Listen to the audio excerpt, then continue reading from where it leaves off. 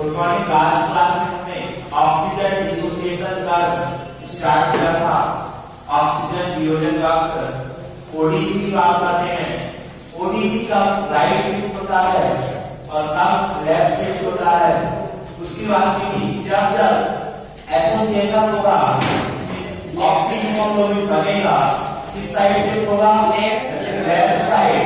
अब जब डिसोसिएशन होगा किस साइड शिफ्ट होगा, राइट साइड। ठीक, इसका शेप कैसा होता है, सिग्मॉइड शेप। एक्स एक्सिस पे क्या लेंगे हम, partial pressure of oxygen, partial pressure of oxygen लेते हैं। वाई एक्सिस में सैचुरेशन ऑफ हीमोग्लोबिन। ठीक, अब 2-3 क्वेश्चन है जो कि बताना पड़ेगा आपको। मैं 2 कार्य बना रहा हूं, इसमें से कौन सा कार्य फीटल हीमोग्लोबिन का है, कौन सा कार्य ऊपर वाला एडल्ट हीमोग्लोबिन का, नीचे वाला एडल्ट का, ऊपर वाला फीटल का। Option A and B. A में ऑप्शन में दे रहा हूं, ए वाला जो है क्या है, फीटल का, और बी एडल्ट का। ऑप्शन नंबर 2 जिसमें ए क्या है, एडल्ट का, बी फीटल का। तीसरा ऑप्शन ए में दोनों फीटल के हैं। चौथा ऑप्शन ए और बी दोनों एडल्ट के हीमोग्लोबिन। कौन सा ऑप्शन सही है, 1 2 3 4? सर जो बी है फर्स्ट ऑप्शन वाले कितने लोग हैं, एडल्ट। ए क्या है, फीटल हीमोग्लोबिन है, बी एडल्ट हीमोग्लोबिन। दूसरे ऑप्शन में क्या है, A adult haemoglobin, B foetal haemoglobin. तीसरे में दोनों फीटल है, चौथे में दोनों एडल्ट है। तो कौन सा ऑप्शन सही है? ऑप्शन फर्स्ट के साथ कितने लोग हैं, ऑप्शन सेकंड के साथ, ऑप्शन सेकंड के साथ लेफ्ट ऊपर वाला ए। ऑप्शन नंबर फर्स्ट कौन सा है, ऑप्शन नंबर फर्स्ट के साथ कितने लोग हैं, मैं ए वाले 4 लोग। ऑप्शन नंबर सेकंड, जिसमें कोई रहेगा उसको मेरा। Option number third, option number 4। बाकी सब देखने आए क्या, दर्शक रहे? ऑप्शन नंबर ए जो है ज्यादा सही है। क्या फीटल हीमोग्लोबिन की बाइंडिंग कैपेसिटी एडल्ट की तुलना में ज्यादा होती है। जब एफिनिटी ज्यादा होगी तो कर्व किस साइड शिफ्ट होगा, लेफ्ट साइड। ये साइड मैंने कल दिखाया था।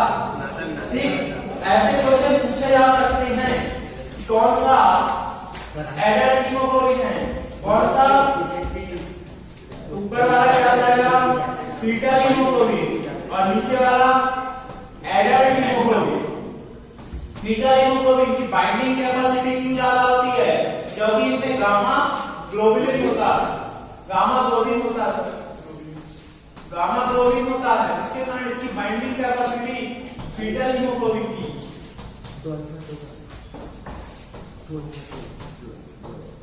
बाइंडिंग कैपेसिटी मोर होती है, ज्यादा होती है। दूसरा का तो और दे रहा हूं, एक और।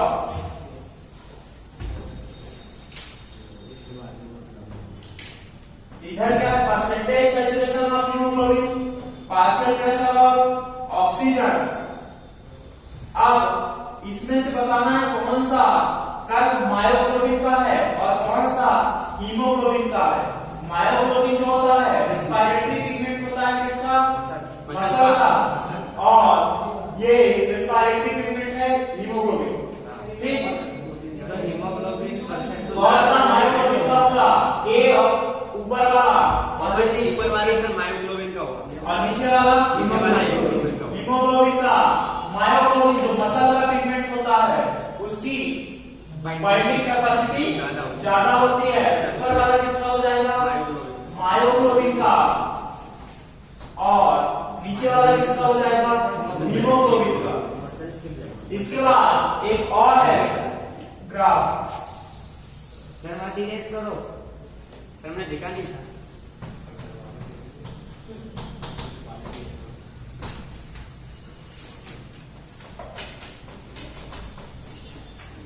तीसरा था partial pressure of oxygen, percentage saturation of haemoglobin.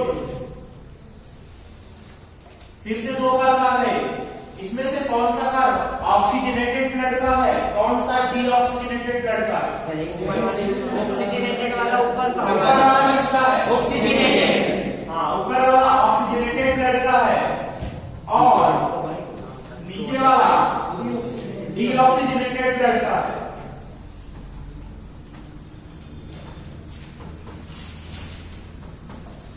छाप लो,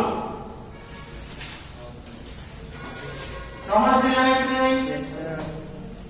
आया कि नहीं? छाप लो।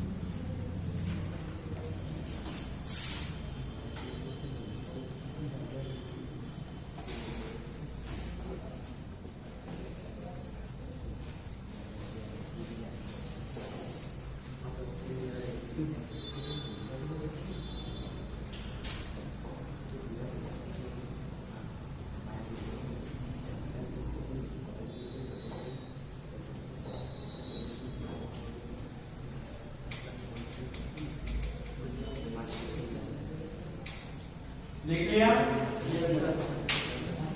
अब देखो, हमने सबसे पहले क्या स्टार्ट किया था? हमें 4-5 चीज पढ़नी थी। हमने पहले इंस्पायरेशन एक्सपायरेशन किया, ब्रीथिंग पढ़ा। इसके बाद हमने क्या देखा? Gases exchange. इसके बाद ट्रांसपोर्ट ऑफ गैसेस। गैसेस कहां पहुंच गई?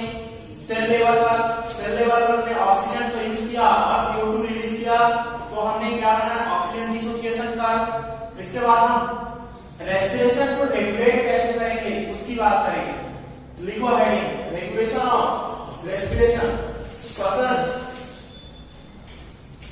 संपादन का नियंत्रण। Regulation of respiration, regulation of respiration.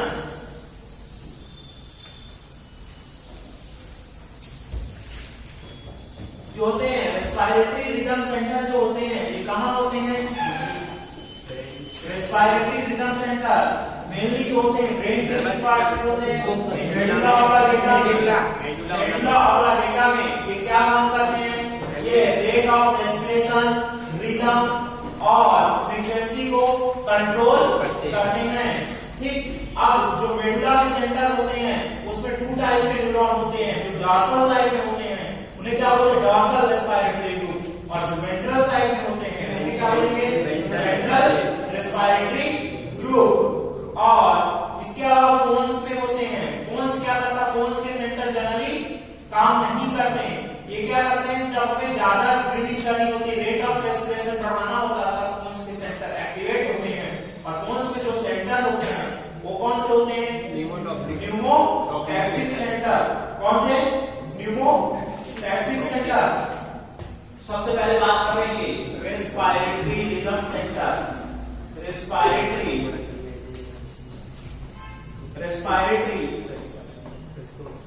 Rhythm centre ये कहाँ होते हैं? मेनली मेडुला में होते हैं। कहाँ होते हैं? मेडुला में होते हैं। मेडुला कहाँ होता है? ब्रेन में होता है। ठीक, मेडुला में जो होते हैं 2 टाइप के न्यूरॉन पाए जाते हैं। कौन कौन से? Dorsal respiratory group, dorsal respiratory group. Sir respiratory rhythm centre करता है regulation. Dorsal respiratory group and ventral respiratory group, ventral respiratory group. इसके अलावा दूसरे होते हैं, दूसरी जगह कहां से रेगुलेशन होता है? कोन्स में होते हैं। कोन्स में क्या होते हैं? न्यूमोटैक्सिक सेंटर होते हैं, न्यूमोटैक्सिक सेंटर होते हैं, न्यूमोटैक्सिक सेंटर होते हैं। देखो समझो, हमारी क्या है, मसल कौन कौन सी इन्वॉल्व होती है? एक्सटर्नल इंटरकोस्टल मसल, डायफ्राम और intercostal muscle, external internal intercostal muscle and abdominal muscle. हाँ सर, एब्डोमिनल मसल्स भी हेल्प करती है। एब्डोमिनल मसल फोर्सफुल ब्रीदिंग में हेल्प करती है, एब्डोमिनल मसल, और internal intercostal muscles forceful breathing में हेल्प करती है। सर एब्डोमिनल अब जो है ये क्या है, मान लेते हैं मेडुला ऑब्लांगेटा है, ठीक, यहाँ पास 2 टाइप के न्यूरॉन है, DRG centre and BRG centre, ठीक, dorsal respiratory group of neurons and ventral respiratory group of neuron. General condition में, नॉर्मल कंडीशन, रेस्ट कंडीशन में बैठे हुए हैं तो बीआरजी सेंटर जो होते हैं इनएक्टिवेट रहते हैं, काम नहीं करते हैं। डीआरजी सेंटर किसको सप्लाई करते हैं? एक्सटर्नल इंटरकोस्टल एंड डायफ्राम को। क्यों? क्योंकि नॉर्मल कंडीशन में, नॉर्मल रेस्पिरेशन में ईआईसीएम एंड डायफ्राम के अलावा कोई मसल इन्वॉल्व नहीं होती है। लेकिन जब फोर्सफुल करना होता है तो कौन एक्टिवेट होता है? BRG centre. तो बीआरजी सेंटर किस किस को सप्लाई करेंगे? बीआरजी सेंटर आई इनको भी सप्लाई करते हैं, ठीक। अब क्या होता है, कई बार में रेट ऑफ रेस्पिरेशन को इंक्रीज करना होता है। रेट ऑफ रेस्पिरेशन को कैसे इंक्रीज करते हैं? इंस्पायरेशन का जो टाइम होता है उसको कम करेंगे, टाइम को कम करेंगे तो फ्रीक्वेंसी जो होगी वो बढ़ जाएगी कि नहीं? ऑटोमेटिक। तो हमारा क्या है, कोन्स, कोन्स में क्या है? Pneumotaxic centre. कोन्स में क्या है? Pneumotaxic centre. एक और सेंटर होता है एपोलिस्टिक सेंटर। कोन्स कहाँ रहते हैं? ब्रेन में। हाँ, कौन से वाले पार्ट? बता दिया जाए जब नर्वस सिस्टम पढ़ाया जाए। सर फिर भी क्या होता है? पोंटाइन सेंटर, पोंटाइन सेंटर में क्या है? Pneumotaxic centre. अब ये क्या करते हैं? एडीआरजी सेंटर जो कि ज्यादा टाइम तक क्या कर रहा था? इंस्पायरेशन ब्रीदिंग के टाइम को ये क्या कर देते हैं? कम कर देंगे। इंस्पायरेशन के टाइम को कम कैसे करेंगे? कि किसको इनहिबिटरी सिग्नल भेजेंगे? डीआरजी को। तो डीआरजी को इनहिबिटरी सिग्नल बोलेंगे, भेजेंगे, तो क्या होगा? डायफ्राम और ईआईसीएम का कॉन्ट्रैक्शन कम होगा, कॉन्ट्रैक्शन कम होगा, वॉल्यूम कम पड़ेगा, वॉल्यूम कम पड़ेगा तो क्या होगा? फ्रीक्वेंसी कम हो जाएगी, ठीक। ये ऐसे कंट्रोल करते हैं। चलो लिखते जाओ। हमारा क्या है? कोन्स। कोन्स पे क्या है? Pneumotaxic centre. मेडुला, मेडुला में 2 टाइप ऑफ न्यूरॉन है, DRG and BRG. Normal condition में कोई बात नहीं कर रहे हैं, डीआरजी क्या करते हैं? एक्टिवेट रहती है, हमेशा एक्टिवेट रहते हैं। ये क्या कर रहे हैं? नॉर्मल रेस्पिरेशन को करा रहे हैं। लेकिन जब एक्स्ट्रा में अमाउंट में ऑक्सीजन चाहिए, रेस्पिरेशन चाहिए, तो कौन एक्टिवेट होगा? बीआरजी। बीआरजी सबको सप्लाई करेगा, मसल को भी सप्लाई करेगा। अब कई बार क्या होता है, हमने रेट ऑफ रेस्पिरेशन को भी तो इंक्रीज करनी होती है। रेट ऑफ रेस्पिरेशन को कैसे इंक्रीज करेंगे? ब्रीदिंग का टाइम कम करके, इंस्पिरेशन का टाइम कम करके, और क्या करेंगे? इंस्पायरेशन का टाइम कम करके क्या कर देंगे? हम जल्दी से लंग्स को क्या कर देंगे? फुल करेंगे, पार्शियली फिल करेंगे और एक्सपायरेशन कर देंगे, जिसके कारण क्या होगा? फ्रीक्वेंसी बढ़ेगी कि नहीं? मान लेते हैं पहले इंस्पायरेशन में 20 सेकंड का टाइम लग रहा था, ठीक, जनरली लगता नहीं है, एग्जांपल। अब न्यूमोटैक्सिक सेंटर ने क्या किया? इंस्पायरेशन का टाइम कम कर दिया, और कितना कर दिया? 10 सेकंड। तो 1 मिनट में ज्यादा बार इंस्पिरेशन होगा कि नहीं? तो फ्रीक्वेंसी बढ़ जाएगी कि नहीं? रेट बढ़ जाएगी कि नहीं? यही तो बोल रहा है। तो सर ये न्यूमोटैक्सिक सेंटर किसको? कोन्स को भेजता है, और कोन्स डीआरजी। कोन्स में न्यूमोटैक्सिक सेंटर है बेटा, और मेडुला में DRG and ventral respiratory group तो डीआरजी को सिग्नल करते हैं। हाँ, लिखो चलो। Respiratory rhythm centre, the respiratory rhythm center is as the respiratory medulla is primarily responsible for this regulation.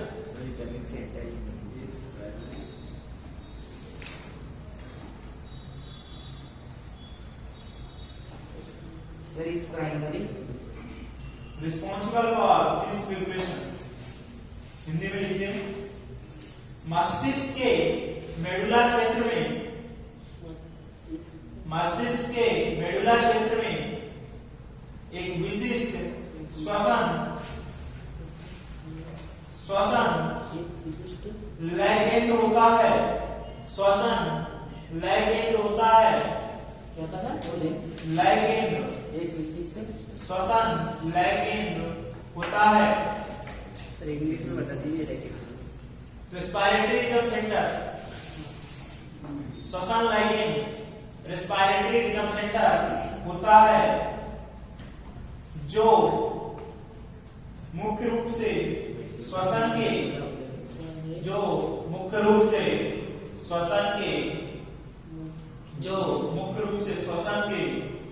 नियमन के लिए उत्तरदायी है। अब मेडुला में क्या क्या होते हैं? मेडुला में ये दोनों चीजें होती हैं, ये लिख लो पहले, dorsal respiratory group and ventral respiratory group.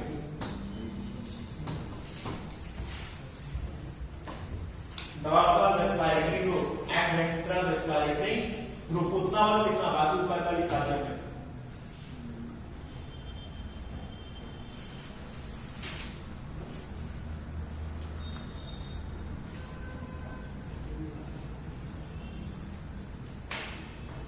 इसके आगे ये जो होते हैं ऑलवेज एक्टिव,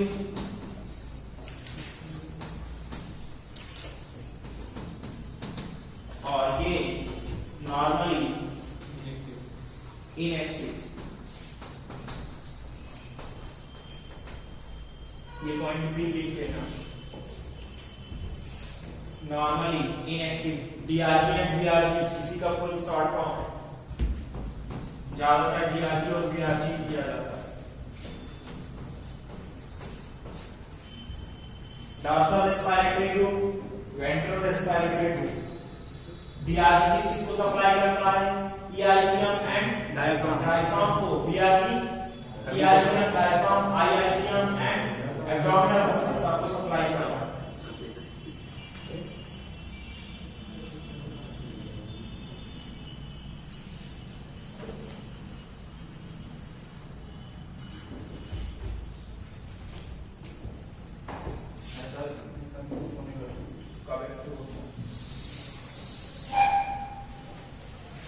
इसके आगे मैं बोल देता हूँ, during normal respiration, during normal respiration, ये डायग्राम बाद में बनाना जब बोलूंगा। During normal respiration remains inactive. BRG centre जो होता है वो नॉर्मल रेस्पिरेशन के दौरान इनएक्टिव रहता है, ठीक। During normal respiration remains inactive, BRG में लिखना। यह है, हिंदी में लिख लीजिए बीआरजी के नीचे। यह है सामान्य श्वसन के दौरान निष्क्रिय, यह है सामान्य श्वसन के दौरान निष्क्रिय रहता है। सामान्य श्वसन के दौरान निष्क्रिय रहता है। डीआरजी और बीआरजी का हिंदी में नाम है, डॉर्सल मतलब पृष्ठ श्वसनीय सतह या समूह, डॉर्सल का पृष्ठ श्वसनीय समूह, और वेंट्रल अधरीय श्वसनीय समूह। वेंट्रल मतलब अधर, डॉर्सल मतलब पृष्ठ, रेस्पिरेटरी मतलब श्वसन, ग्रुप मीन समूह, ठीक। श्वसन पृष्ठ श्वसनीय सतह एंड अधर श्वसनीय सतह लिख लिया। इसके बाद ये बनाओ। सर हमने वो पहले ही बना लिया, थ्योरी क्लियर हो गई। ठीक है, बना लिया सब। इसको बना लो, वो फोर्स वाला भी बनाना है सर। ये वाला पूरा चार्ट बना लो पूरा यहाँ तक।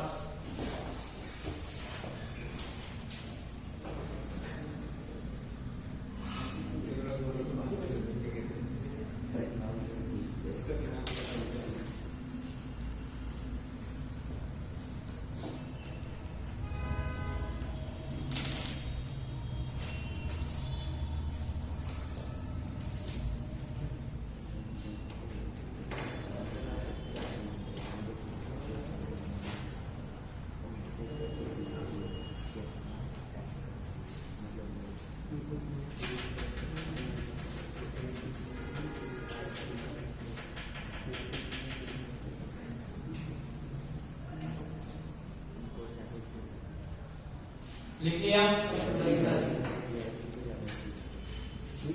बीआरजी में एक पॉइंट और लिख लेते हैं, एक एक्टिव कबूतरा।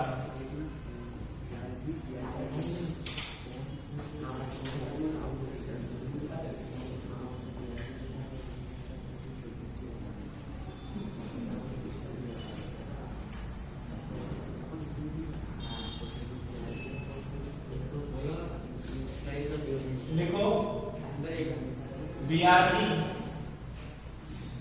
एक पॉइंट और लिखो BRG, ventral respiratory group. BRG contributes to fulfill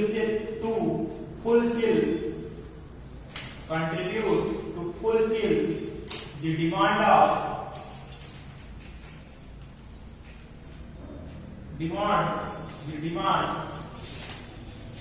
oxygen by regulating both expiration and inspiration. Regulating both expiration and inspiration. Sir एक क्वेश्चन था। क्या सर, जैसे आपने बताया कि फ्रीक्वेंसी बढ़ाना है तो उसका मैसेज जो न्यूमोटेक्सिक सेंटर से आता है डीआरजी को, हाँ वो मतलब वो मैसेज लिखना है, समझ गए। नेक्स्ट न्यूमोटैक्सिक सेंटर, नेक्स्ट लिखो न्यूमोटैक्सिक सेंटर के बारे में। हाँ व्याधि समूह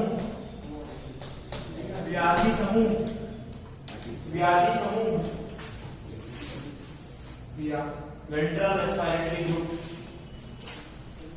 व्याधि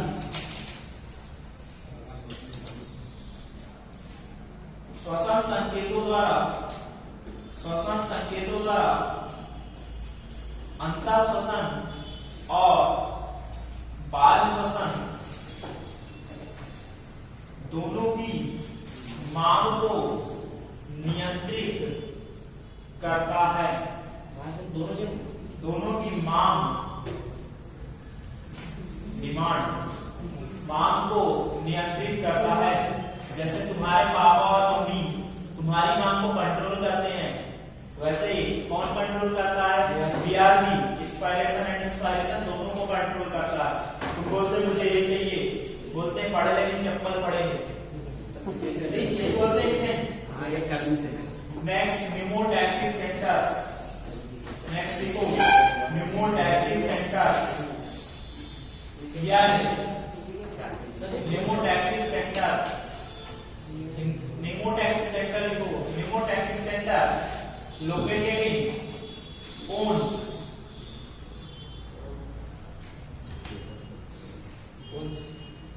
located in pons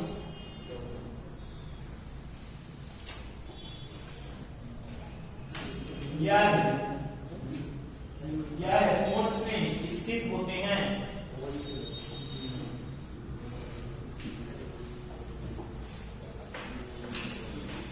जो श्वसन लय केंद्र के कार्यों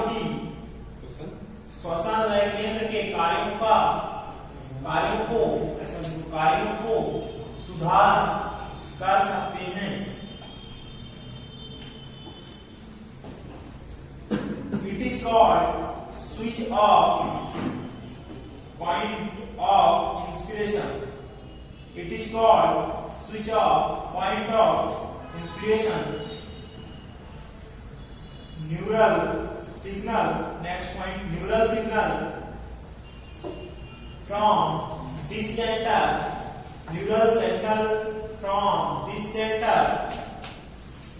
can reduce the duration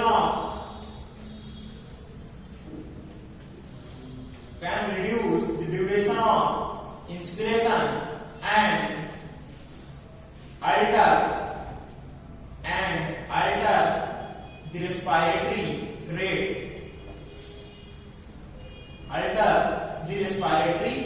rate. Sir मतलब इंस्पिरेशन फ्रीक्वेंसी बढ़ जाएगा। नेक्स्ट लिखो हिंदी में, यह प्रमुख रूप से अंतःशोषण के केंद्र के स्विच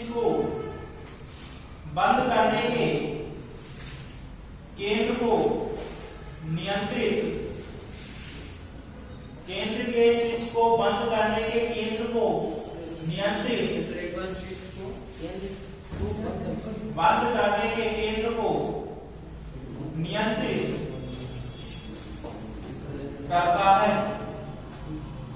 बंद करने के केंद्र को नियंत्रित करता है।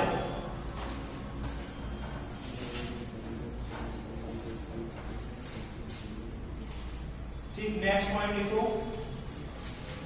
इस केंद्र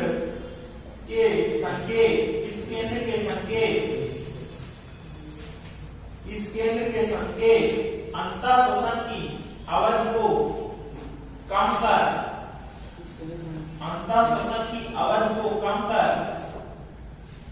अंतःशोषण की अवधि को कम कर श्वसन दर बढ़ा देते हैं। सर इसका मीनिंग समझाना है, it is called switch off point of inspiration. Next point लिखना, अंतःशोषण की अवधि को कम कर श्वसन दर को बढ़ा देते हैं।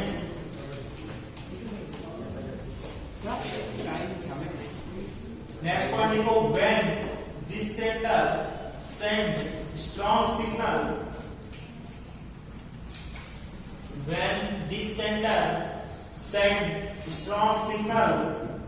then lungs are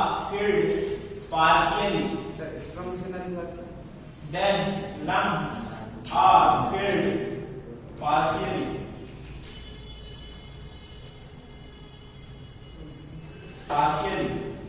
ठीक, हिंदी में लिखो,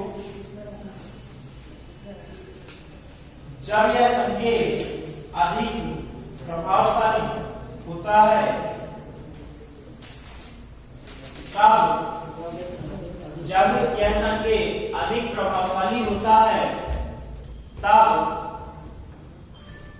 तब लंग्स फेफड़े या फुफ्फुस कम भरते हैं,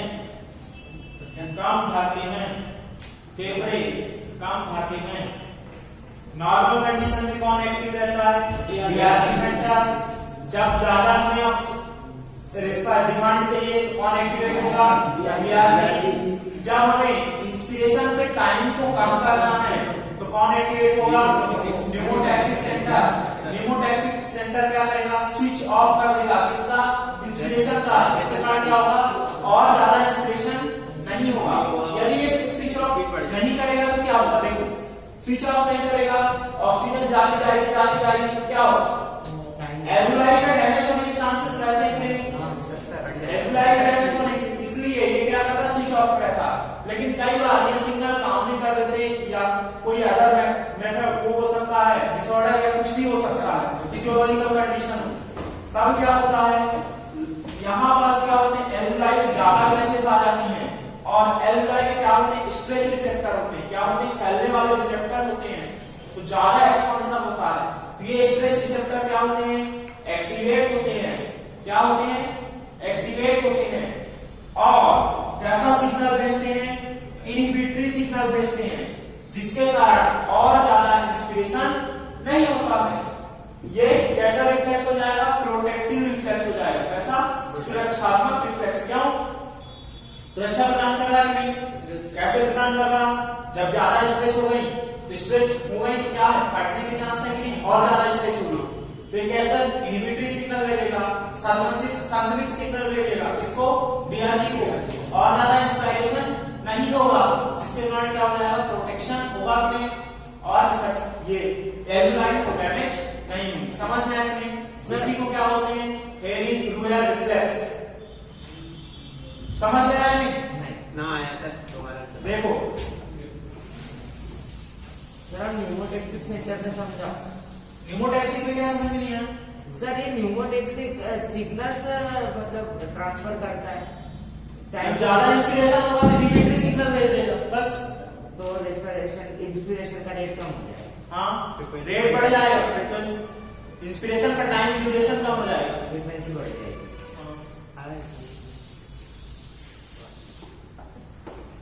इसमें किसी को और डाउट है क्या न्यूमोटेक्सिक वाले? ये क्या कर रहा है, ये जो होता है इनहिबिटरी सिग्नल भेज रहा है, जिसके कारण क्या होता है इंस्पिरेशन के टाइम कम हो जाता है। टाइम कैसे कम होगा, ज्यादा कांटेक्ट नहीं कराएंगे मसल को, ज्यादा कांटेक्ट नहीं कराएंगे तो क्या होगा, ज्यादा फिल्म नहीं होगा।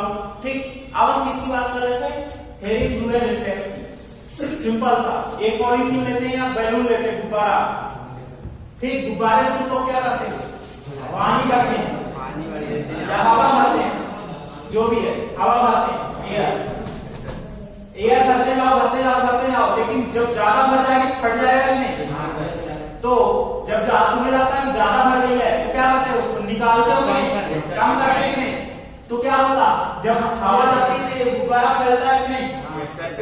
एल्वेलाई को समझ लो क्या है, गुब्बारा। अब यहाँ पास क्या है, रिसेप्टर है। कौन से, स्ट्रेच फैलने वाले रिसेप्टर। रिसेप्टर का काम क्या होता है, सेंसेशन करना, गेन करना। तो ये क्या होंगे, जब ज्यादा हवा जाएगी तो स्टिमुलेट होंगे कि नहीं, प्रेरित होंगे कि नहीं, स्टिमुलेट होंगे, प्रेरित होंगे। तो ये क्या भेजेंगे, ब्रेन को भेजेंगे, भैया और ज्यादा इंस्पिरेशन मत करो, नहीं मैं डैमेज हो जाऊंगी। ठीक, डैमेज हो जाऊंगी तो क्या होगा, डैमेज हो जाऊंगी तो क्या होगा, इनहिबिटरी सिग्नल भेजेंगे इसको, डीआरजी। तो ये रिफ्लेक्स डेवलप हो गया कि नहीं, ये रिफ्लेक्स ही हो गया कि नहीं? जैसे तुम जा रहे हो अचानक से कांटा छूटता है, ऐसे हटाते हो कि नहीं? हाँ, तो वैसे क्या है, इसको भी ध्यान दूंगा, इसको एल्वेलाई ने क्या किया, इनहिबिटरी सिग्नल भेजा, आ गया। ठीक, और डीआरजी ने क्या भेजा, भैया और ज्यादा ऑक्सीजन मत ले, बाद में ले लेना, नहीं तो मैं फट जाऊंगी। किसने बोला, एल्वेलाई ने।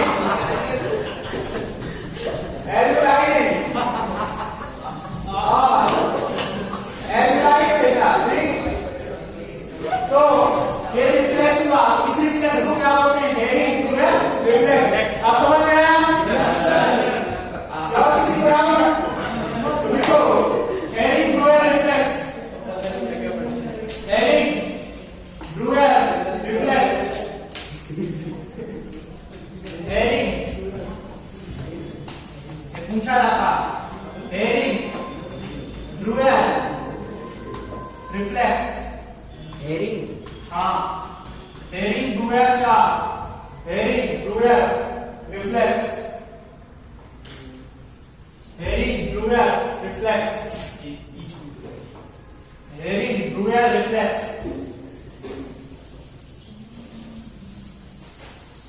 हेरिंग-ब्रूयर रिफ्लेक्स।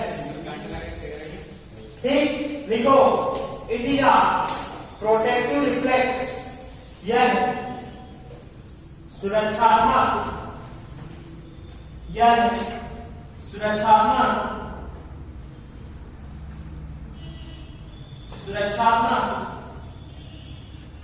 रिफ्लेक्स या चार्म है। अब देखो, हेरिंग-ब्रूयर रिफ्लेक्स जो होगा नॉर्मली एक्टिव रहेगा या इनएक्टिव रहेगा, नॉर्मली इनएक्टिव रहेगा। क्या होगा, नॉर्मली कांटा नहीं छूटता है, जब कांटा छूटता है कभी तुम आग मारते हो।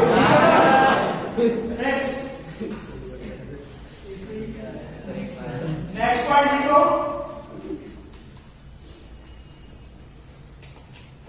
Normally it works only when normal mechanism of switch off inspiration, normal mechanism of switch off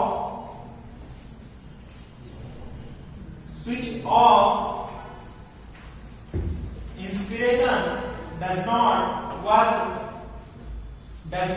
work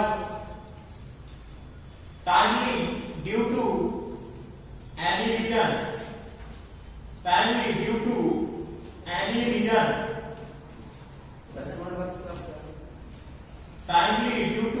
any reason,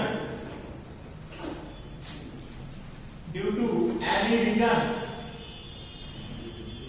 यह सामान्यतः निष्क्रिय रहता है, यह सामान्यतः निष्क्रिय रहता है,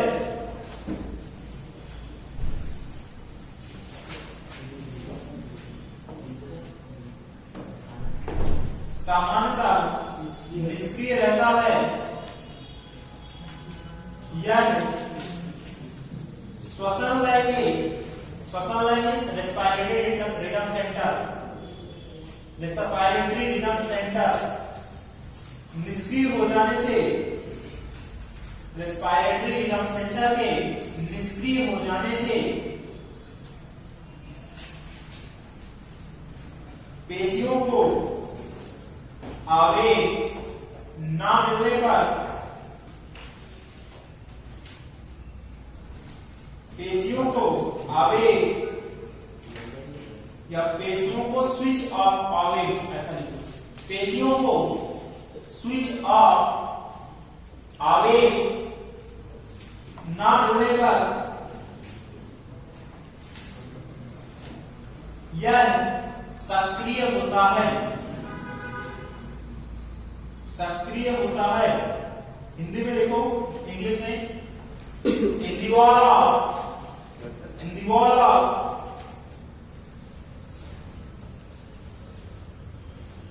terminal bronchiole and atria, terminal bronchiole and atria या alveoli लिख सकते हो, stress receptor are present, stress receptor are present, अंतिम श्वसनिका और एल्वुलाई में, अंतिम श्वसनिका और एल्वुलाई में, हाँ, एल्वुलाई की भित्ति में स्ट्रेच रिसेप्टर पाए जाते हैं, स्ट्रेच रिसेप्टर पाए जाते हैं, which are normally inactive, जो स्ट्रेच रिसेप्टर पाए जाते हैं, रिसेप्टर पाए जाते हैं, सुना करो, बात मत किया करो। श्वसनिका और एल्वुलाई की भित्ति में स्ट्रेच रिसेप्टर पाए जाते हैं, जो सामान्यतः निष्क्रिय होते हैं।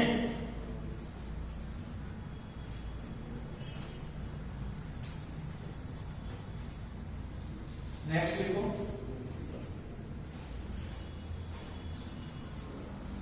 when hearing through a reflex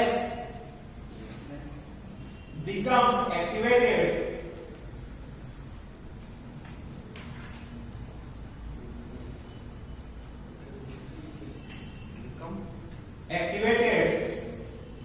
when hearing through a reflex becomes activated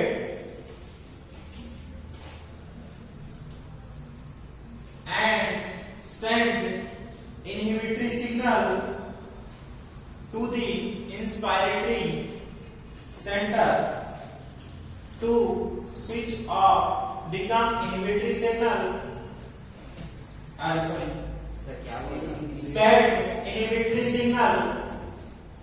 send inhibitory signal to the inspiratory center to switch off inspiration।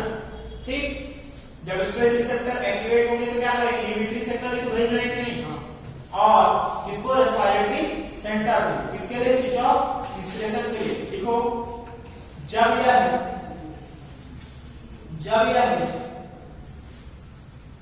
सक्रिय होता है तो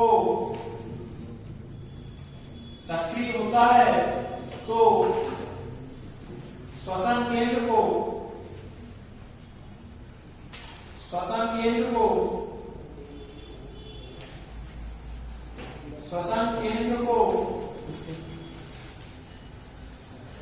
इनहिबिटरी संदर्भित इनहिबिटरी सिग्नल लिख लो, इनहिबिटरी सिग्नल भेजता है, इनहिबिटरी सिग्नल भेजता है और अंतः श्वसन बंद कर देता है। ठीक, ये क्या हुआ? न्यूमोटैक्सिक सेंटर एंड वेरिकुलर रिफ्लेक्स। एल्वुलाई में क्या किया? इसमें स्ट्रेस रिसेप्टर है, सिंपल सी है, थ्योरी थोड़ी सी, लेकिन लिखने के लिए बहुत सारी होगी।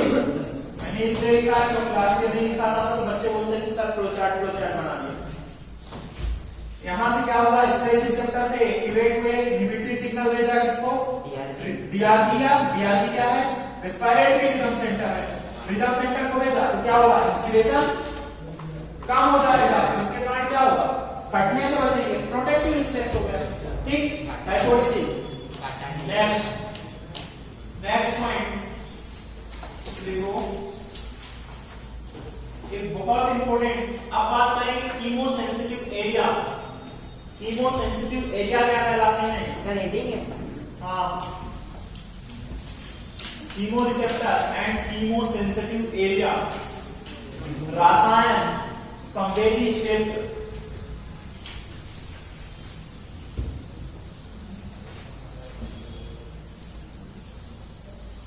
देखो, कीमोसेंसिटिव एरिया जो होते हैं कहां सिचुएटेड होते हैं?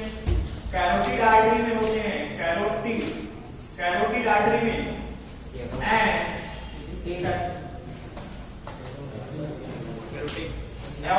एओर्टा में होते हैं, aortic body. Carotid body and aortic body, ये दोनों जगह क्या होते हैं? कीमोरिसेप्टर्स होते हैं। कीमोरिसेप्टर क्या है? सर हिंदी क्या बोलते हैं इसको?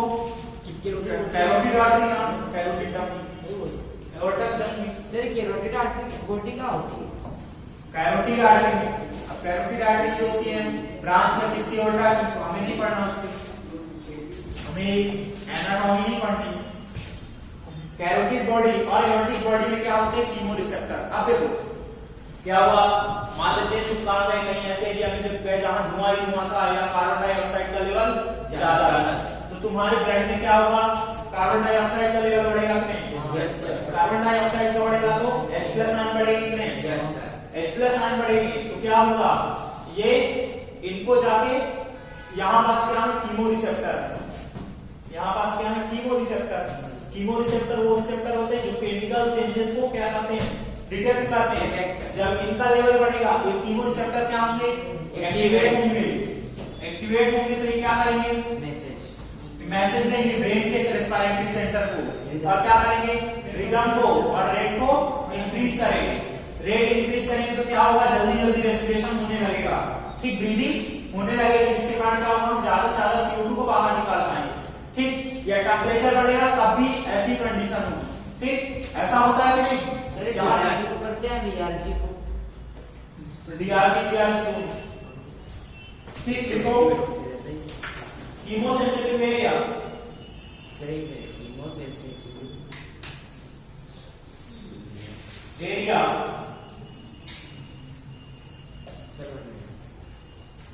chemosensittive area is highly sensitive to carbon dioxide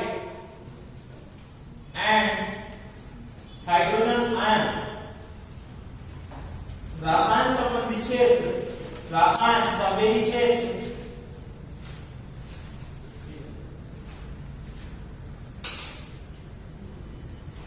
रसायन संबंधी क्षेत्र धमनीय रक्त में उच्च CO2 तथा उच्च हाइड्रोजन आयन सांद्रता,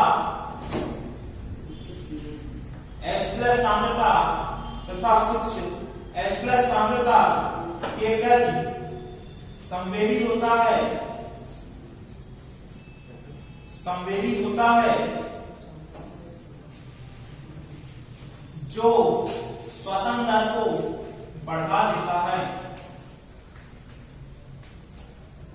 लिखो next point.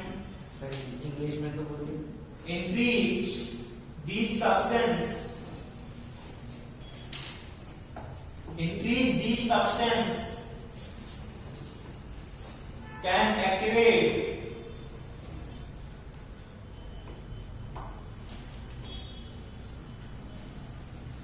activate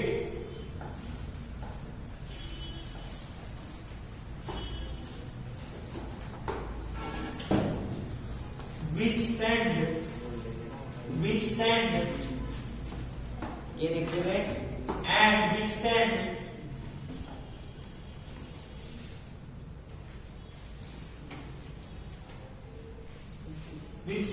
signal in rhythm center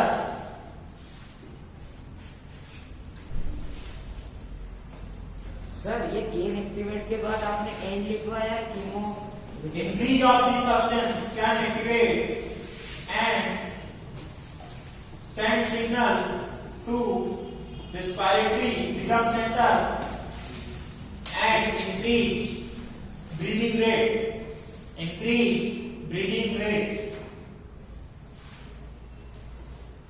Hindi में लिखा दिया पहले।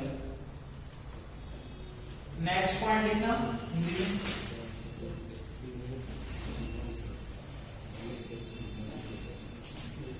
श्वसन के नियमन में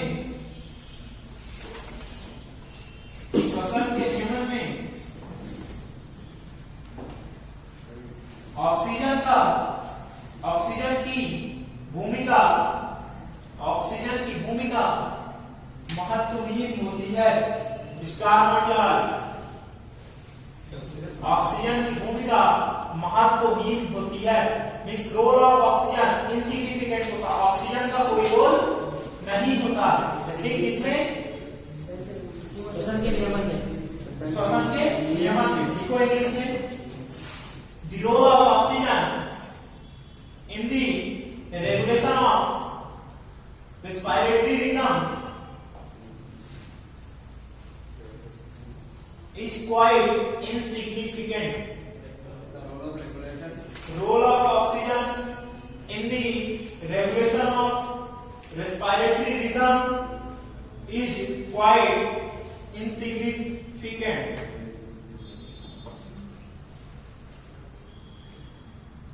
Next point लिखना।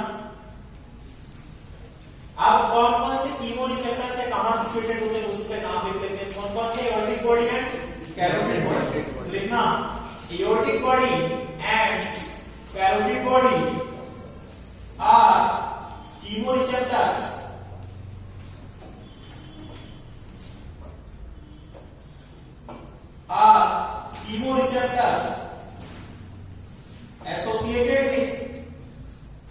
associated with aortic arc and carotid artery.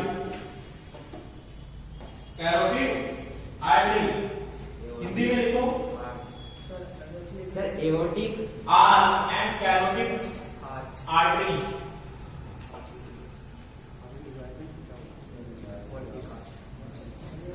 Hindi में लिखो। एओर्टिक बॉडी और कैरोटिड बॉडी। सर एक बार शुरू से बोल दीजिए इंग्लिश का सर ये इसमें इंग्लिश में sir aortic body and carotid body are chemoreceptor associated with aortic arc and carotid artery. ये aorta में सिचुएटेड होते हैं और carotid artery में उसी से एसोसिएटेड है। ठीक, नेक्स्ट पॉइंट लिखना हिंदी में इसी में। मतलब aortic body और carotid body रसायन संवेदी रिसेप्टर में संवेदन रिसेप्टर को जो महाधमनी चाप और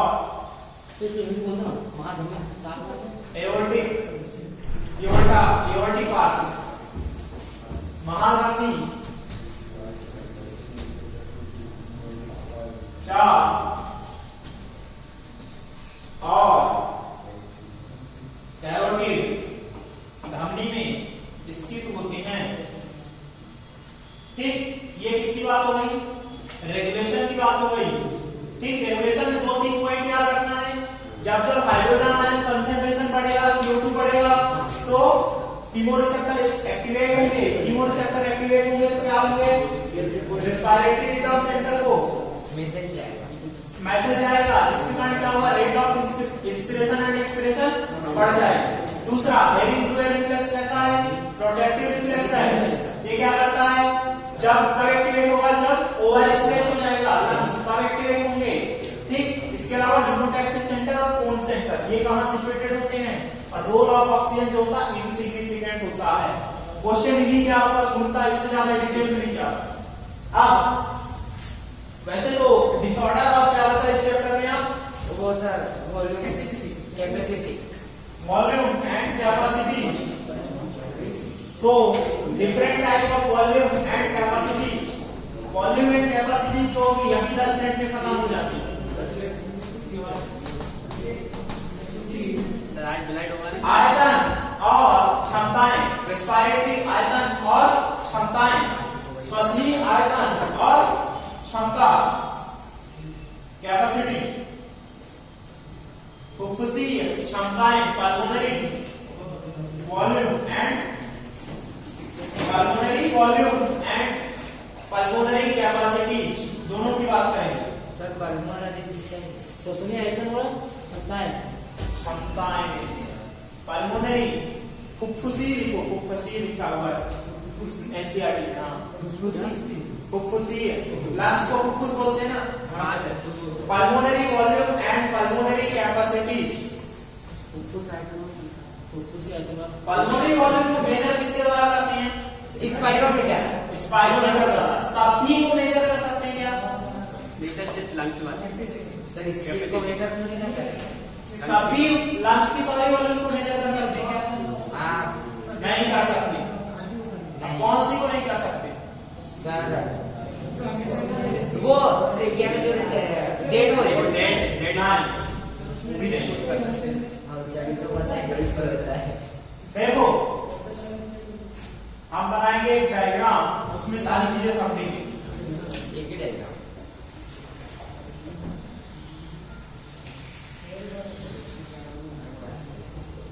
जो हम नॉर्मल ब्रीदिंग में इंस्पायर किया और एक्सपायर किया, नॉर्मल कंडीशन में इंस्पायर किया एक्सपायर किया, इंस्पायर प्लस एक्सपायर का टोटल जितना वॉल्यूम है उसे क्या बोलते हैं हम, टाइडल वॉल्यूम। इसमें हम कोई भी फोर्स नहीं लगा रहे हैं, हम बैठे हुए मस्त गाने सुनते हुए बैठे हुए हैं, हम क्या कर रहे हैं, सांस ले रहे हैं। तो हम क्या करेंगे, पहले इंस्पायर करेंगे फिर एक्सपायर करेंगे। तो जो जितनी वॉल्यूम इंस्पायर किया और फिर एक्सपायर किया वो क्या कहलाएगा, टाइडल वॉल्यूम। ये क्या हो जाएगी हमारी टाइडल वॉल्यूम। इसकी वैल्यू कितनी होती है, 500 ml। अब हमने क्या किया, अब हमने फोर्स लगाया, थोड़ा सा फोर्स लगाया तो क्या हुआ, सर दौड़ क्या है, फोर्स लगाए।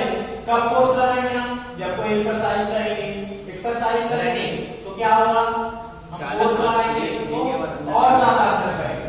तो हम टाइडल वॉल्यूम के अलावा extra amount of tidal volume, इस उसके अलावा फोर्सफुली हम कितना इंस्पायर कर सकते हैं, क्या कर सकते हैं, इंस्पायर कर सकते हैं। उसे क्या बोलेंगे, आईआर। इंस्पायरेशन कैसे करेंगे, नॉर्मली करेंगे कि नहीं, पहले फोर्सफुली इंस्पायर किया फिर इंस्पायर किया, ये नहीं, फिर वो कैपेसिटी से चला जाएगा। ठीक, टाइडल वॉल्यूम के अलावा कितना इंस्पायर कर सकते हैं फोर्सफुली, उसे क्या बोलेंगे, आईआरवी। उसे क्या बोलेंगे हम, IRV, inspiratory reserve volume. Inspiratory reserve volume, इसकी वैल्यू कितनी होती है, 2500 से 3000 तक, 2500 से 3000 के बीच में होती है। ठीक, 2500 ml के आसपास। ठीक, इसके बाद हम किसकी बात करते हैं, नेक्स्ट अब हमने क्या किया, नॉर्मल इंस्पायरेशन किया, नॉर्मल इंस्पायरेशन किया। अब किसकी बारी है, एक्सपायरेशन की बारी है कि नहीं, समझ में आ रहा है सभी लोगों को। नॉर्मल इंस्पायर कर लिया सामान्य रूप से, अब एक्सपायर। तो हम टाइडल वॉल्यूम के अलावा एक्स्ट्रा जो भी फोर्सफुली हम एक्सपायर करेंगे उसे क्या बोलेंगे, ईआरवी। सर इसी कंडीशन कब आती है, ये नॉर्मल ERV निकालो ज्यादा, ईआरवी उसे क्या बोलेंगे, एक्सपायरेटरी रिजर्व वॉल्यूम। अब फोर्सफुल एक्सपायर कर दिया तो क्या पूरी की पूरी वॉल्यूम लंग्स से बाहर निकल रही है, पूरी नहीं निकल जाती है, जो बच जाती है उसे क्या बोलते हैं हम, रेजिडुअल वॉल्यूम।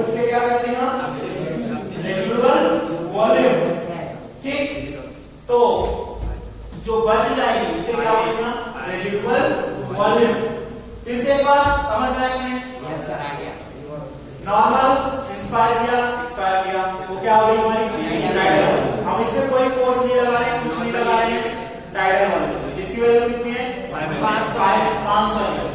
ठीक, अब हम क्या किया, नॉर्मल एक्सपायर किया, इस नॉर्मल वायु शोषण किया, फिर हम क्या करना स्टार्ट किया, इंस्पिरेशन।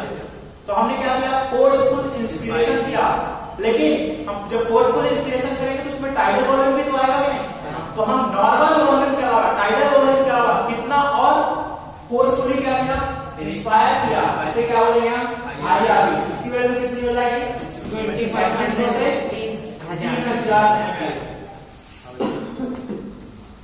ठीक, अब हमने क्या किया, शुरुआत करते ईआरवी में क्या होगा, ईआरवी में हमने नॉर्मल इंस्पायर किया, एक्सपायर किया, टाइडल वॉल्यूम किया, नॉर्मली इंस्पायर किया। ठीक, अब हम जब एक्सपायर करेंगे तो टाइडल वॉल्यूम के अलावा जितना हम फोर्सफुली क्या कर सकते हैं, बाहर निकाल सकते हैं, उसे क्या बोलेंगे, ईआरवी।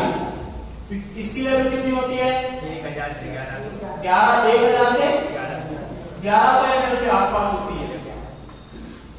अरे 1000 लिखा, और जितना बच गया लंग्स से फोर्सफुल एक्सपायर करने के बाद इसे क्या बोलेंगे, रेजिडुअल वॉल्यूम। इसकी वैल्यू कितनी होती है 1100 1200 या 1300 ऐसे देखने को मिल सकता है।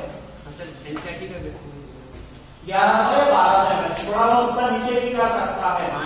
ठीक, अब एक इसकी वॉल्यूम बात हो गई वॉल्यूम की। अब बात करते हैं कैपेसिटी की। अभी तक हम क्या कर रहे थे, टाइडल वॉल्यूम के अलावा जितना निकाल रहे थे उसे क्या बोल रहे थे, हम वॉल्यूम बोल रहे थे। लेकिन हम टाइडल वॉल्यूम के अलावा जितना टाइडल वॉल्यूम सही जितना हम मैक्सिमम इंस्पायर कर सकते हैं उसे क्या बोलेंगे, आईआरवी प्लस टीवी। ये क्या हो जाएगा, इंस्पायरेटरी रिजर्व कैपेसिटी। क्या हो जाएगा, इंस्पायरेटरी रिजर्व कैपेसिटी। समझ में आया कि नहीं? हम क्या कर रहे थे, आईआरवी में टाइडल वॉल्यूम को जोड़ नहीं रहे थे, हम टाइडल वॉल्यूम के अलावा कितना इंस्पायर कर सकते हैं। लेकिन इसमें क्या है, हम मैक्सिमम कितना इंस्पायर कर सकते हैं। ठीक, नॉर्मल एक्सपायरेशन के बाद उसे क्या बोलेंगे, आईआरसी। फिर इसके बाद बात करते हैं ये क्या कहलाएगा, ईआरसी। इसमें क्या करना है, नॉर्मल एक्सपायर किया, इसके बाद हम क्या करते हैं, फोर्सफुल एक्सपायरेशन करते हैं, तो इसे क्या बोलेंगे हम, ईआरसी। इसमें टाइडल वॉल्यूम आ जाएगा, लेकिन ईआरवी में क्या होता है, टाइडल वॉल्यूम नहीं आता, एक्स्ट्रा अमाउंट होता है, ईआरसी। इसके बाद नेक्स्ट ये वाले क्या हुए, एफआरसी फंक्शनल रेजिडुअल कैपेसिटी। ऐसा क्यों बोलते हैं इसको, क्योंकि ये लंग्स के गैसेस एक्सचेंज में पार्टिसिपेट करती हैं। एफआरसी इतनी वैल्यू क्या कहलाएगी, IRV plus TV plus ERV. Sir VC IRV VC vital capacity. ये क्या कहलाएगी, वाइटल कैपेसिटी। और पूरे लंग्स की वैल्यू क्या कहलाएगी, टोटल लंग कैपेसिटी। अब क्वेश्चन कैसे कैसे बन सकते हैं, total lung capacity equal to क्या हो सकता है, आईआरसी प्लस एफआरसी।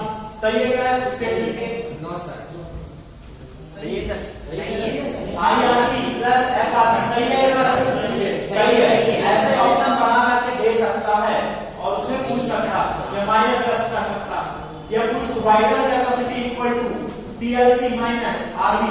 सही है गलत? सर देखने तो दो, ये गलत है, TLC minus RV vital capacity. सही है, सही है, सही है, सही है, सही है कि नहीं? सही है। ऐसे ऑप्शन पूछ सकता है। अब इसकी कैपेसिटीज की अमाउंट भी पूछ सकता है, कौन सा कितना होगा, आईआरसी कितना होगा, आईआरसी 2500 प्लस 3 मतलब 3000 या 3500 के अंदर के आसपास हो सकता है। ठीक, इनका वॉल्यूम पूछ सकता है, तो निकाल सकते हो कि नहीं? सर ये बनाएंगे, ये बना लो, इसके लिए ऐसे ऑप्शन पूछेगा।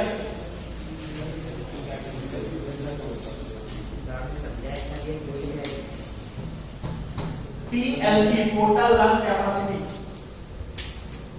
शॉर्टकट और डेफिनेशंस एनसीईआरटी में दी हुई है, वहां से जिसको लिखना हो, बाकी मैंने समझा दिया इसका।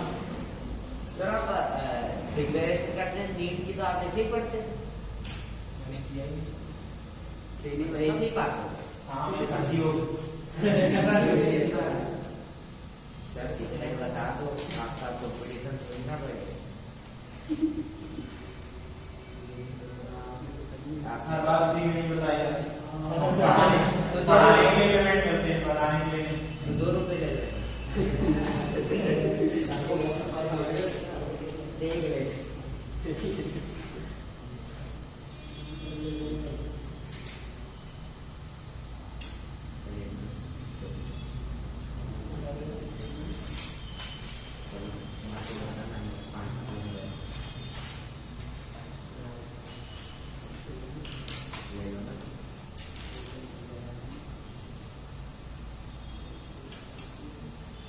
समझ में आया कि नहीं?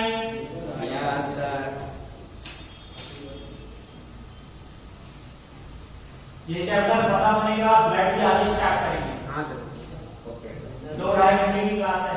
Yes sir. सर 2 नहीं 2। 2.5 घंटे 2 घंटे की भी होगी तब भी स्टार्ट हो जाएगा। 5 मिनट का ब्रेक मिलेगा इस क्लास के बाद, मतलब रिस्ट्रिक्शन खत्म होने के बाद। तो फिर क्लास ही कौन सी है ना? हाँ फिर से होगा ना क्लास। नहीं सर, आप एक समझिए ना, ब्रेक नहीं चाहिए ना। सर आज ये चैप्टर खत्म कर दो और वो थोड़ा देखिए जल्दी साहब बोलो। सर आपके पास तो जूलॉजी का थोड़ा सा तो कोर्स है।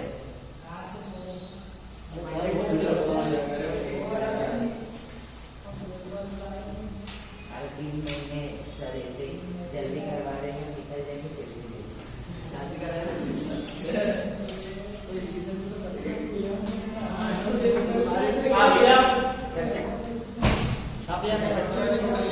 सर सही कर रहा हूँ,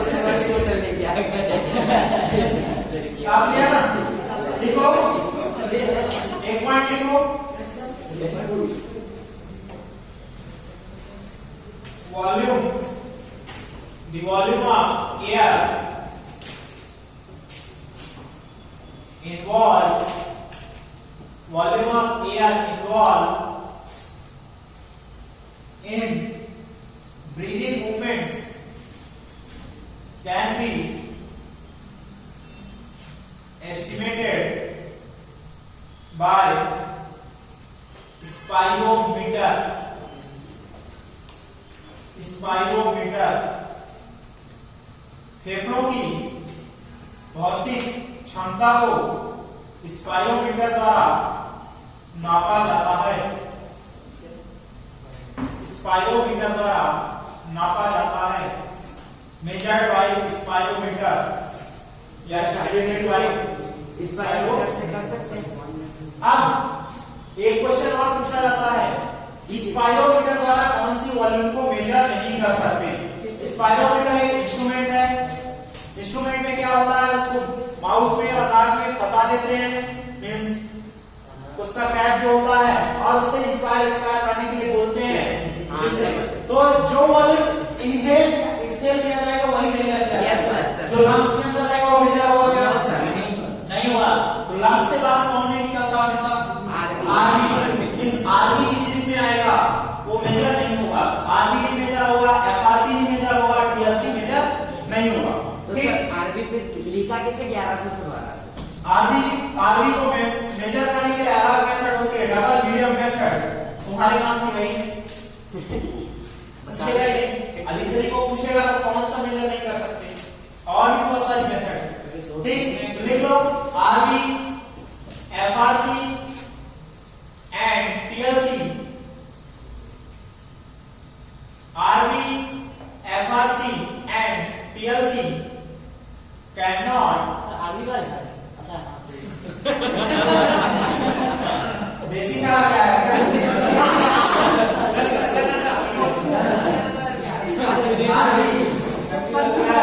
FRC and TLC cannot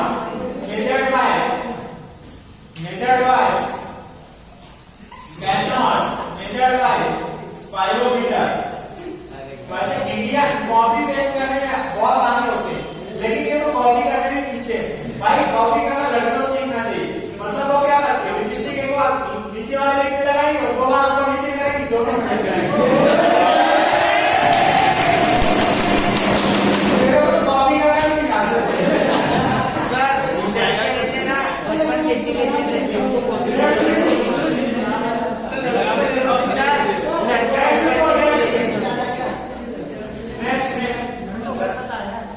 It can measure by double helium method. It can measure by double helium method. ये तीनों हाँ।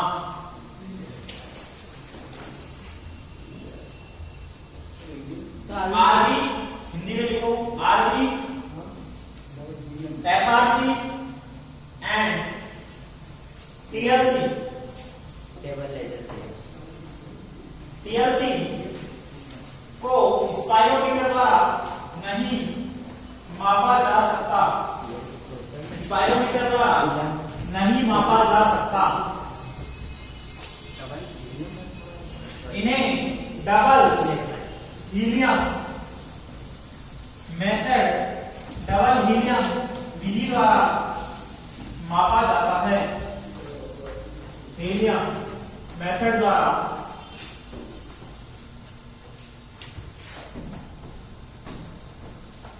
अब medical respiratory disorder, respiratory disorder.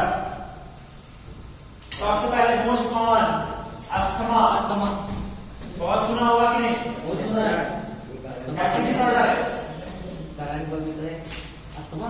Asthma देखो, अस्थमा में क्या होता है? अस्थमा में जो म्यूकस वगैरह रिलीज होता है, जिसकी वजह से क्या होता है, अपना ट्रैकिया जो होता है कैसा होने लगता है, स्पाज होने लगता है, कोलैप्स होने लगता है, जिसके कारण क्या होता है, साउंड में एयर में प्रॉब्लम्स आती है, उसकी वजह से बीजिंग साउंड प्रोड्यूस होती है। ठीक, अब किसकी वजह से हो सकता है? बहुत सारे फैक्टर होते हैं अस्थमा के। किसी को एलर्जी हो सकती है, कुछ भी रीजन हो सकता है। ठीक, तो एलर्जी होगी, अब एलर्जन का एक्सपोजर होगा तो क्या होगा, सीरोटोनिन हिस्टामिन ये सब निकलेंगे, जिसके कारण क्या होगा, कॉन्स्ट्रिक्शन होगा इनमें और सांस लेने में दिक्कत होगी। ठीक, लिख लो अस्थमा जान जा सकती है, जान जा सकती है जा सकती है, severe condition. Asthma is a difficulty in asthma is a difficulty in breathing. Breathing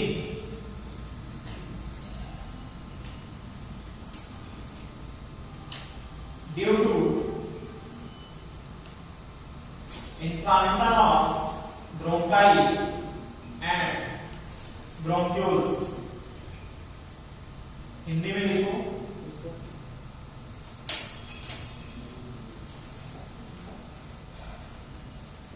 इसमें सांस लेने में, भाई किसी की सांस तो नहीं आ रहा है, श्वास लेने में कठिनाई होती है।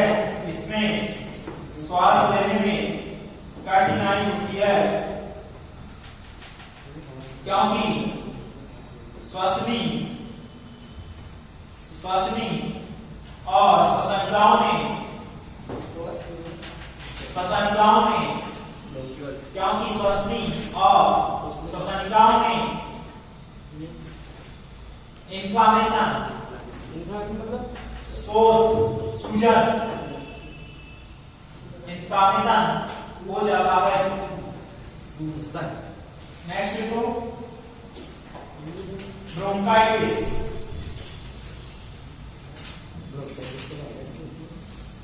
ब्रोंकाइटिस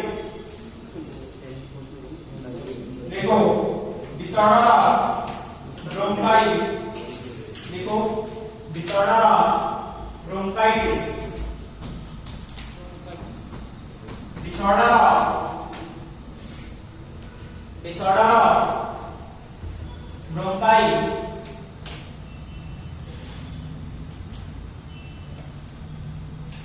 यह हिंदी में लिखो, यह श्वसनी का रोग है या डिसऑर्डर है।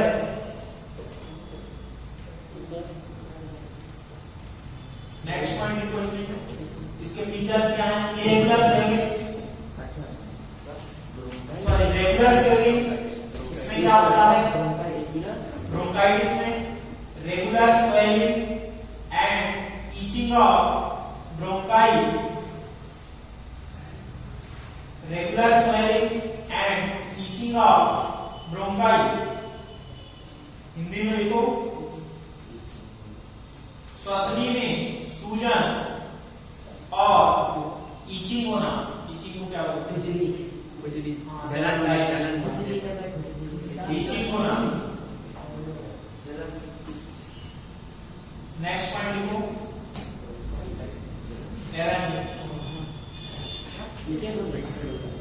नेक्स्ट पॉइंट डालो, एम्फाइसीमा। उनको इनसे बदलेंगे इसकी एम्फाइसीमा क्वेश्चन आता है, एम्फाइसीमा और asthma, occupational lung disorder. Emphysema, इसके पहले जो अभी कार्ड बनाया था उससे क्वेश्चन डायरेक्ट पूछा गया था। किससे? जो कार्ड बनाया था हमने वॉल्यूम का और कैपेसिटी का, वो बना करके पूछा गया था। एम्फाइसीमा को it is a chronic disorder in which alveolar walls, emphysema is a chronic disorder। बात में क्या हो गया? chronic, emphysema is a chronic disorder in which alveolar walls are damaged due to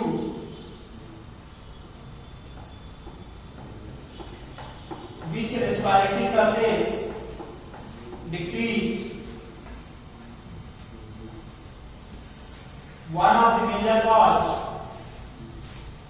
respiratory surface is decreased। One of the major cause of this is cigarette smoking। One of this is cigarette smoking. Hindi में लिखो, यह एक chronic रोग है। Chronic मतलब क्या होता है? जो सडनली नहीं होता, धीरे धीरे होता। एक्यूट मतलब जो सडनली होता। क्रोनिक रोग है जिसमें कोपिका क्षतिग्रस्त हो जाती है, कोपिका भित्ति क्षतिग्रस्त हो जाती है, जिससे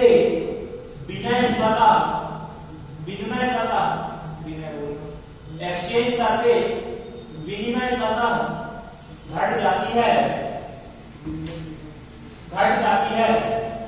इसका मुख्य कारण सिगरेट स्मोकिंग, धूम्रपान स्वास्थ्य के लिए हानिकारक है। ठीक, सभी पढ़ते हैं लेकिन ध्यान कोई नहीं देते। अब क्या है? देखो, one of the most cause cigarette smoking है, बात मत करो। One of the most cause cigarette smoking है, लेकिन अलग भी हो सकते हैं। लाइक जो फैक्ट्री में काम करते हैं उसमें क्या होता है? धीरे धीरे लंग्स का कोई डस्ट पार्टिकल या धुआं का एक्सपोजर होता है। धुआं का एक्सपोजर होता है क्या होता है? इनकी जो एल्वेओलाई है क्या होती रहती है? डैमेज होकर के वो कैसी हो जाती? धीरे धीरे फाइब्रस हो जाती। कैसी? फाइब्रस। क्यों? क्योंकि हीलिंग होगी, स्कार बनेगा, फाइब्रस होगी। तो फाइब्रस होगी तो उसमें कितनी क्लियर रह जाएगी? क्या नहीं रह जाएगी। तो क्या होगा? गैसेस एक्सचेंज नहीं हो, काम हो जाएगा, सरफेस एरिया डिक्रीज हो जाएगा कि नहीं? इसी को क्या बोलते हैं? एम्फाइसीमा। इसके हिसाब से मोस्ट इंपोर्टेंट पॉइंट क्या है? Decrease surface area for respiration. ठीक, next point, next disorder occupational lung disorders. यहां से क्वेश्चन बहुत बार पूछे गए। ऑक्यूपेशनल लंग डिसऑर्डर, व्यावसायिक रोग, व्यावसायिक श्वसन रोग, ऑक्यूपेशनल रेस्पिरेटरी डिजीज या ऑक्यूपेशनल लंग डिसऑर्डर्स, व्यावसायिक रोग।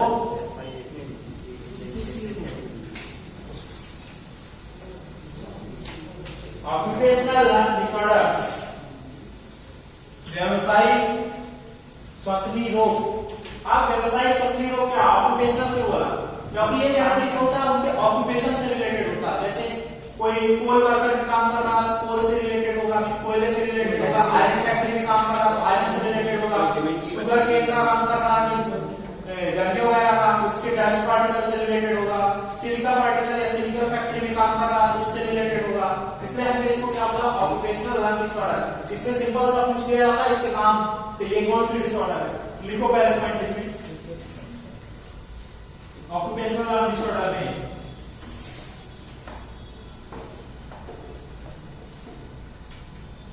इसमें लिखो inflammation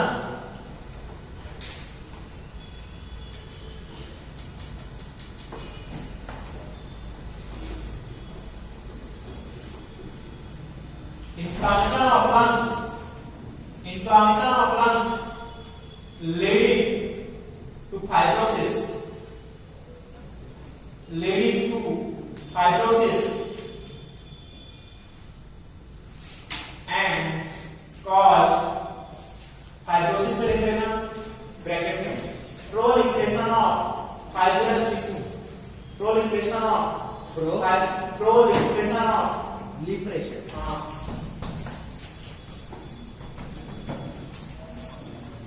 fibrous tissue, proliferation of fibrous tissue and cause serious lung damage। Hindi में लिखो, देखो जब कोई डस्ट पार्टिकल या कोई बहुत दिनों तक एक्सपोजर होगा तो क्या होगा, वहां बस इन्फ्लामेशन होने लगेगा, धीरे धीरे क्या होगा, स्वेलिंग होगी, और एक्सपोजर होता रहेगा तो क्या होगा, वो फाइब्रस टिश्यू में कन्वर्ट हो जाएगा। ठीक, नेक्स्ट लिखो हिंदी में लिखो दीर्घकालीन इन्फ्लामेशन के कारण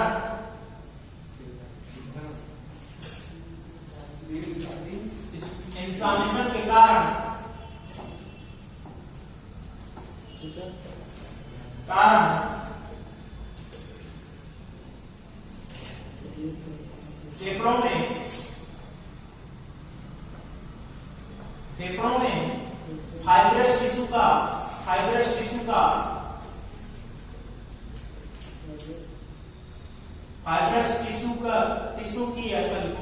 टिश्यू की प्रचुरता हो जाती है, प्रचुरता, हाँ, लार्ज अमाउंट प्रोलिफरेट हो जाता है।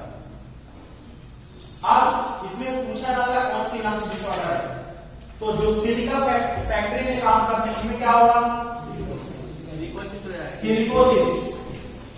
वो कुछ नहीं देता है, वो पूछता है इसमें से कौन सी ऑक्यूपेशनल लंग डिसऑर्डर है या कौन सी ऑक्यूपेशनल लंग डिसऑर्डर नहीं है। ठीक, तो सिलिका किसमें होगा, सिलिकोसिस किसमें होगा, जो सिलिका फैक्ट्री में काम करेंगे। सिडरोसिस आयरन में, एस्बेस्टोसिस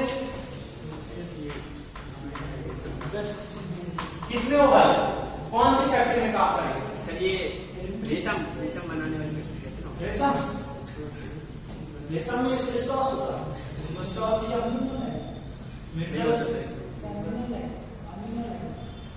ये जो होते सीमेंट वगैरह की फैक्ट्री में ठीक। एंथ्राकोसिस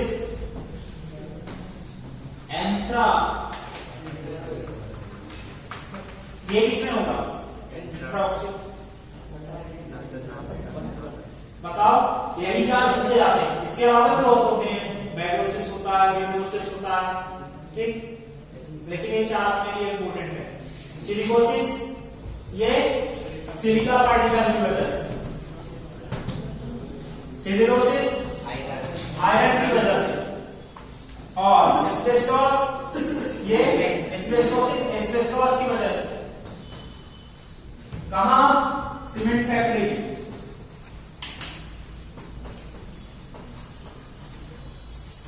और एंथ्रोपोसिस कोल फैक्ट्री, कोल डस्ट, कोयले की कोल डस्ट की वजह से होता है। ठीक,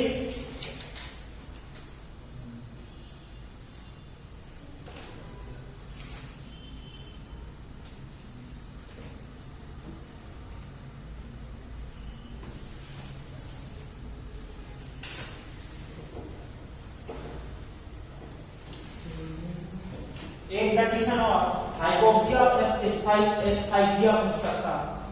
हाइपोक्सिया और एस्फाइजिया इन दोनों में क्या डिफरेंस है? हाइपोक्सिया में क्या होता है सर, टिश्यू को सप्लाई नहीं हो पाती ऑक्सीजन प्रॉपर। हाँ, एस्फाइजिया में इसमें सर शायद ऑक्सीजन का जैसे अपन पॉल्यूशन वाले ऑक्सीजन की सप्लाई दोनों में नहीं होती, CO2 की कॉन्सेंट्रेशन ज्यादा हो जाता है इसका CO2 का। हाँ सही। हाइपोक्सिया में क्या होता है? हाइपोक्सिक कंडीशन कब करेंगे? जब टिश्यू को ऑक्सीजन कम मिलेगी लेकिन कार्बन डाइऑक्साइड का लेवल नॉर्मल है बॉडी में। ठीक, जैसे हाई एल्टीट्यूड पे जाएंगे तो क्या होगा? हाइपोक्सिया हो जाती है। ठीक, ऊंचे स्थान होते। लेकिन इस हाइपोक्सिया में क्या होता है? ऑक्सीजन का कंसंट्रेशन कम होता है लेकिन CO2 का लेवल बॉडी में बढ़ जाता है, जिसके कारण क्या होता है? सफोकेशन होने लगता है, दम घुटने लगता है। ठीक, लिख लो हाइपोक्सिया में लिखो। सर आप ये लिख देते हैं। हाइपोक्सिया में लिखो सर ये तो लिख लें।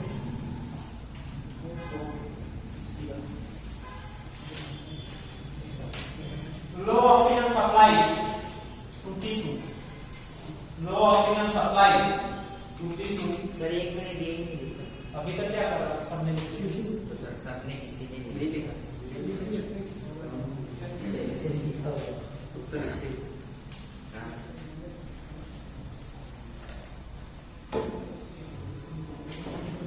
हाँ सर आप बोलो। हाइपोक्सिया लिखो। लो ऑक्सीजन सप्लाई टू टिश्यू। ऊतकों को ऑक्सीजन की कम पूर्ति होना। लो ऑक्सीजन सप्लाई टू टिश्यू। ठीक, एस्फाइजिया लिखो।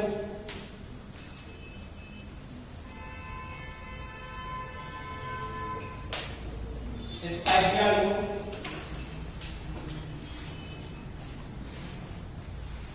It is state of suffocation. It is state of suffocation due to high CO2 concentration and low oxygen concentration. It is state of suffocation due to high concentration of CO2 and low concentration of oxygen. Hindi में लिखो। Oxygen की कमी या oxygen की कमी या carbon dioxide की अधिकता से दम घुटने की स्थिति को एस्फाइजिया कहते हैं। एस्फाइजिया कहते हैं।